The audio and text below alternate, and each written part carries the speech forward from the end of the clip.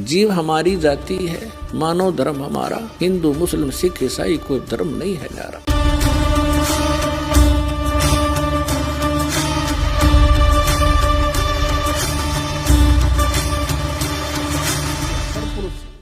यानी ज्योत निरंजन काल निकला एक मनुष्य रूप में।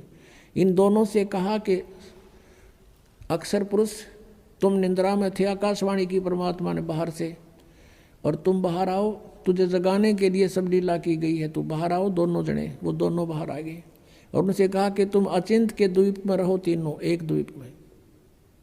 वो तीनों दोनों वो चले गए, एक अचिंत हो गया। अब कुछ दिनों के बाद ये सरपुरुष ज्योति निरंजन कहो, सरपुरुष कहो और अक्षर पुरुष कहो, चाहे परब्रह्म कहो, ये दोनों अचिंत के लोक में रहने लगे। कुछ दिनों के बाद इस सरपुरुष यानी ज्योति निरंजन कहो, इसे काल कहो, काल आगे जाके ही बनेगा।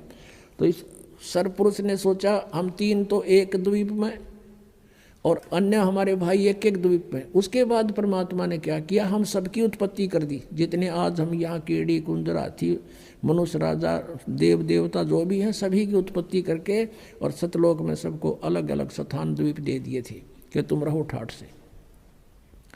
तो इसको ये चिंता होगी, दुख हुआ, ईर्षा हुई कि हम तो तीनों एक लोक में, सारे सब अब अपने अलग अलग स्वतंत्र रह रहे हैं। तो इसने तप करना शुरू किया। 70 युग जब तप किया, प्रभु ने पूछा तू क्या चाहता है, परमेश्वर ने पूछा तू क्या चाहता है। इसने कहा कि हे पिता, हे परम पिता, मेरे लिए स्थान कम है, मुझे अलग से कोई स्थान दे दो। तो परमेश्वर ने इसको 21 ब्रह्मांड दे दिए। जैसे कोई धनी पिता अपने पुत्र को 21 प्लाट दे दे, अगले 21 प्लाट।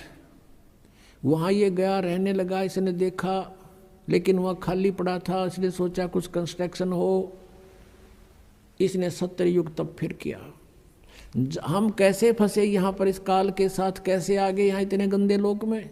हमने वहाँ पर गलती की थी।